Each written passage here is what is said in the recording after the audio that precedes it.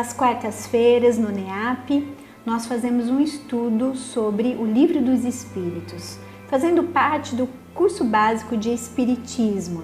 Então, nós trazemos os pontos fundamentais do capítulo, mas é importante nós estudarmos em casa, porque os capítulos são extremamente profundos. E muitas vezes, muitos de nós espíritas cometemos um equívoco quando dizemos assim: já li o Livro dos Espíritos 3, 4, 5 vezes, já fiz curso, eu já sei. Não é bem assim. São capítulos profundos. Cada vez que nós vamos estudar uma pergunta, às vezes nós abrimos e pensamos assim: nossa, parece que aquilo não estava ali, eu não tinha percebido essa ideia. Então é assim, o Livro dos Espíritos precisa ser estudado sempre. Divaldo Pereira Franco diz que estuda ainda o Livro dos Espíritos todos os dias, pelo menos uma pergunta, há mais de 60 anos. E nós já achamos que sabemos tudo, não é? Então é importante nós espíritas sempre estarmos estudando o Livro dos Espíritos. Estamos no livro 4, capítulo 2, Penas e Gozos Futuros. E vamos juntos com Kardec aqui nas investigações. Nesse último capítulo, ele faz uma análise da vida futura. O que será que acontece após a morte? Será que acaba tudo? Será que temos penas, castigos divinos? Existe o paraíso, o purgatório, o inferno? Então ele fecha o Livro dos Espíritos nessa quarta parte de uma maneira brilhante. Então vamos juntos com Kardec nesses tópicos: o nada, a vida futura, intuição das penas e dos gozos futuros, intervenção de Deus nas penas e recompensas, natureza das penas e gozos futuros e penas temporais. Nós dividimos esse capítulo em 2, então vamos ver esses tópicos nessa primeira aula. E ele começa perguntando por que o homem tem horror ao nada. E os espíritos vão dizer que o nada não existe. É um sentimento, há um sentimento instintivo da vida futura. Antes da encarnação, o espírito conhece as realidades espirituais e a alma guarda uma vaga lembrança do que sabe e do que viu no estado espiritual. Então nós somos espíritos imortais, já tivemos muitas existências, a nossa verdadeira pátria não é aqui na Terra, é no plano espiritual. Então nós trazemos esse sentimento inato, esse instinto dentro de nós de uma continuidade da vida, a vida futura. Então isso está intrínseco em nós. Lembrando que nós somos criados, o espírito foi criado simples e ignorante, trazendo potencialidades, e através de várias existências, várias reencarnações, vai ampliando o seu aspecto intelecto, moral, até que nós vamos chegar a sermos um espírito muito, muito evoluído, um espírito puro, pleno de felicidade. E Kardec pergunta de onde procede a crença de que se encontra em todos os povos nas penas e recompensas futuras. Então eles vão dizer que é sempre a mesma coisa, um pressentimento da realidade, dado ao homem pelo seu espírito. Então eles dizem, os espíritos superiores: fica sabendo, não é em vão que uma voz interior vos fala, e vosso mal é não escutá-la sempre. Se pensasseis bem nisso com a devida frequência, vos tornaríeis melhores. Então há uma preocupação do homem, do que vai acontecer no futuro, né, em termos de recompensa, de pena, e essa preocupação é de todos os tempos, sempre existiu, não é? Ela é natural. E a vida futura, ela existe, dizem os espíritos, sabemos, e implica na conservação da nossa individualidade. E nesse sentido, Kardec pergunta, né, no momento da morte, no momento fatal, qual é o sentimento que domina o homem?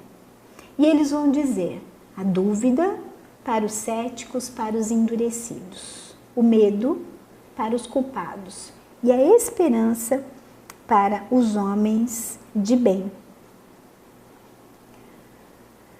Dúvida, medo e esperança. A pior coisa que pode acontecer conosco é levar para o plano espiritual a questão da culpa. Por isso que os espíritos sempre nos orientam para que nós possamos resolver as nossas questões enquanto podemos aqui na Terra. Esperança para os homens de bem. Nós já estudamos aqui os caracteres do homem de bem, no capítulo Perfeição Moral.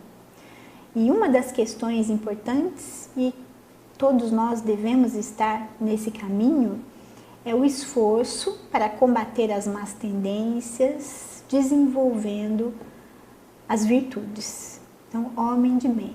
Então, fazer o máximo de esforço possível para que nossas condutas sejam melhores. Então, vai dizer aqui, vão dizer os espíritos, que é natural que haja uma preocupação com o que vai acontecer depois, com o que vai acontecer no futuro conosco, não é? Para que possamos estar tranquilos, com a consciência tranquila nesse momento, que possamos nos esforçar, não é? E aí ele continua, Deus se ocupa pessoalmente de cada homem? Não é ele demasiadamente grande e nós muito pequenos, para que cada indivíduo em particular tenha a seus olhos alguma importância? E eles vão dizer que Deus se ocupa de todos os seres que Ele criou, por menores que sejam. Nada é demasiado pequeno para a sua bondade. Então veja, quando nós falamos de Deus, então Deus faz aquilo, Deus faz isso, nós estamos nos referindo à lei de Deus, a essa dinâmica de funcionamento da lei de Deus. Todas as nossas ações são submetidas às leis de Deus. Se sofremos a consequência da violação da lei, não devemos nos queixar senão de nós mesmos. Somos os responsáveis pela nossa felicidade ou infelicidade futura. Então, na nossa vida é assim, se nós infringimos a lei, nós seremos autuados, seremos multados, seremos punidos. Não pode ser diferente nessa dinâmica de funcionamento da lei de Deus. Nada mais justo. Então nós aprendemos lá no capítulo 1 que Deus é inteligência suprema, causa primária de todas as coisas e as suas leis são perfeitas. E Deus tem perfeições infinitas. Então as leis são perfeitas e a lei de Deus é perfeita. Isso é redundância, né? Justiça de Deus, lei de Deus, elas são perfeitas. Então, dentro do funcionamento da lei, nós podemos fazer, Deus nos proporcionou isso, podemos fazer as nossas escolhas, temos liberdade para isso, de escolher os caminhos que vamos tomar, mas nesses caminhos nós teremos as consequências. Então, condutas boas, as consequências são boas, condutas ruins, consequências ruins. E nada pode ser mais justo do que isso. Então, o que nós estamos semeando, nós vamos colher no futuro. Nós somos os construtores do nosso destino. Então, nós aprendemos lá no Evangelho segundo o Espiritismo, capítulo 5, Bem-aventurados os aflitos, que se nós estamos passando por uma dificuldade, por um processo doloroso, um desafio, normalmente a causa está nessa vida. Então analisemos, será que eu fiz algo, né, para estar passando por aquilo? Não fiz nada. Então as causas daquilo estão lá no passado remoto, em outras existências. Ou seja, estamos colhendo as construções do nosso passado. Isso é justiça, né? Nada, porque como é que nós vamos explicar tantas questões, tantos contrastes, tantas questões difíceis, se nós não tivermos essa ferramenta que é a reencarnação? Portanto, justiça de Deus. Há uma causa justa para as nossas dores. Então, na sequência, Kardec vai fazer uma análise a respeito da felicidade dos espíritos. E os espíritos superiores, quem responde a esse capítulo é São Luís, Santo Agostinho, Paulo de Tarso, Lamennais. Eles vão nos dizer que a felicidade dos espíritos ela é proporcional ao seu grau de elevação. Nós já estudamos a escala espírita nas questões 100 e seguintes, e é bom a gente fazer um link novamente, dar uma lida na escala, que nós vamos entender o que eles estão aqui dizendo. Então eles vão dizer assim: os espíritos bons conhecem todas as coisas, não têm qualquer das paixões que fazem a infelicidade dos homens. Não experimentam nem as necessidades, nem sofrimentos, nem as angústias da vida material. O amor que os une é para eles a fonte de suprema felicidade. Sabe que o alcance da felicidade suprema deles depende e trabalham com esse fito, mas com calma, com a calma da consciência pura. Então, espíritos de segunda ordem, espíritos bons, onde há o predomínio do espírito sobre a matéria. Então, não há mais essas imperfeições como ciúme, inveja, ódio, orgulho. E tudo isso causa sofrimento. Os espíritos puros, eles gozam a felicidade suprema. Nós conhecemos já esteve conosco aqui na Terra, um espírito puro, Jesus, o homem mais perfeito que já apareceu por aqui. Não sofrem mais as tribulações da existência corpórea, isso já é um gozo.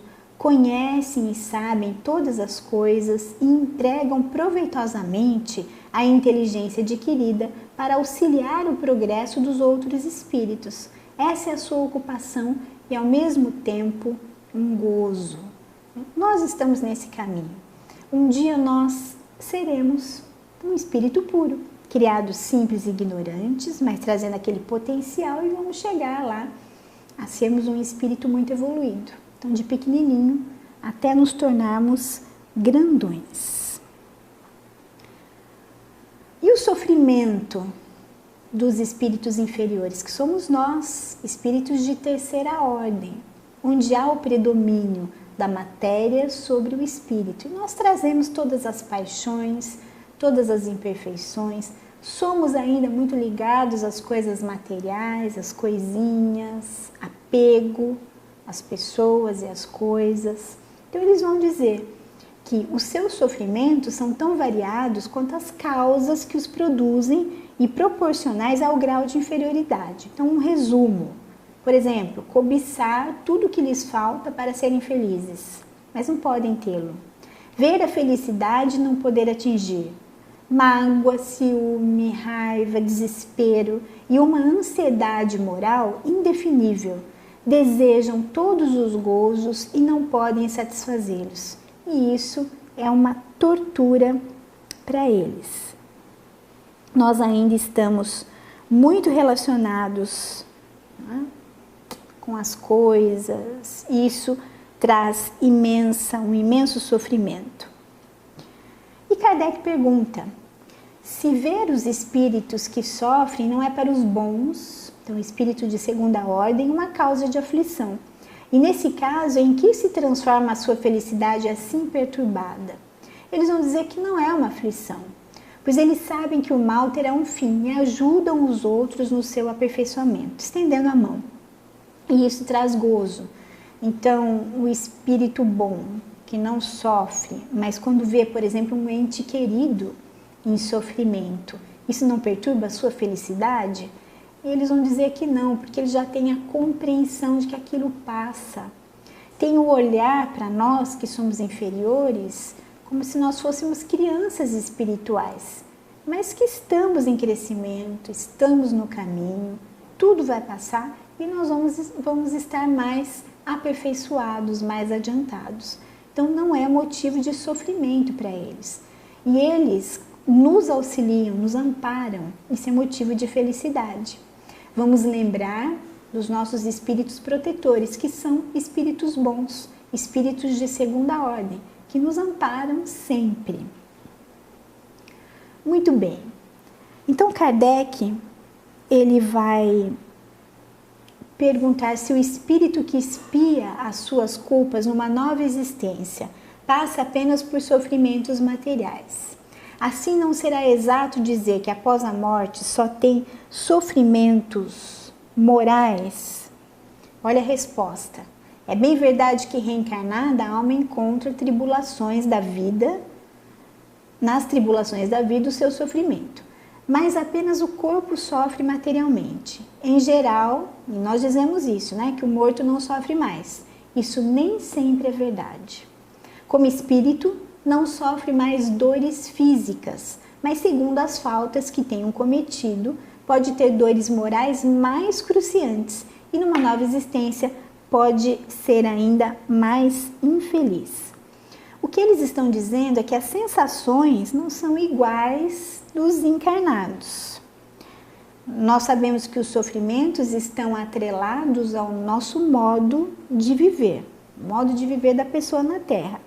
Então, o aspecto moral, ele vai determinar o grau de felicidade no plano espiritual e nas próximas existências. O que acontece com o homem que, sem praticar o mal, nada fez para se libertar da influência da matéria? Desde que não deu nenhum passo na direção da perfeição, deve recomeçar uma existência semelhante à que deixou. Fica estacionário e é assim que pode prolongar os sofrimentos de sua expiação. Então, eles estão perguntando, aquele que não fez o mal, mas também não fez nada para se libertar do apego. Muitos de nós estamos aqui. Então, teremos que recomeçar novamente. A infinita misericórdia de Deus nos dá inúmeras oportunidades, através das reencarnações, de nós avançarmos. Pessoal, a felicidade, ela é inexorável para nós. Um dia nós seremos espíritos puros e estaremos envolvidos nessa felicidade plena. Muito bem. Então fizemos aqui várias análises e nós vamos encerrar essa aula de hoje, continuando na próxima com os próximos tópicos. Nós agradecemos a presença de todos, muita paz e muita luz.